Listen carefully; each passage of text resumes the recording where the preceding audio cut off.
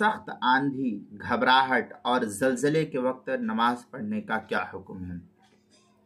چنانچہ اگر تیز آندھی چلنے لگے یا دن میں خلاف معمول کسی وجہ سے اندھیرا چھا جائے یا رات میں حیرت انگیز طور پر روشنی نظر آنے لگے بسا اوقات، یا اسی طریقے سے زلزلے کا جھٹکا محسوس ہو یا زلزلہ وغیرہ کی وجہ سے دہشت زدہ واقعات پیش آتے ہو، زمین ہل رہی ہو، تو یا کوئی بہت زیادہ وبائی امراض پھیل جائے، جیسے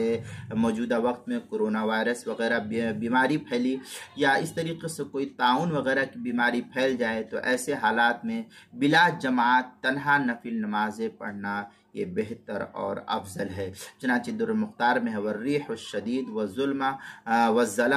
القوی نہارا والضوء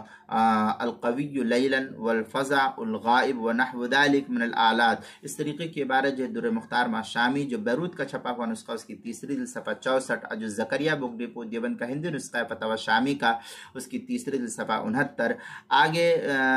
آگے جو ہے بخاری وغیرہ کے اندر روایت ہے، قال فی البدائی،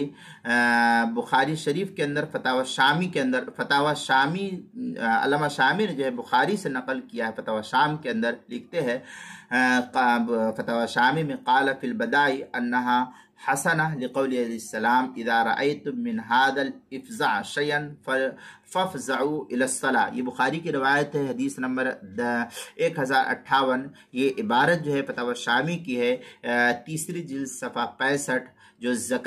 جو بیروت کا چھپا ہوا نسخہ ہے، اور فتاوی شامی جو زکریا بک ڈپو دیوبند کا ہندی نسخہ ہے، اس کی تیسری جلد صفحہ 69 اور 70۔ کتاب المسائل پہلی جلد صفحہ 504 اور 505 پر بھی اس کو نقل کیا گیا ہے۔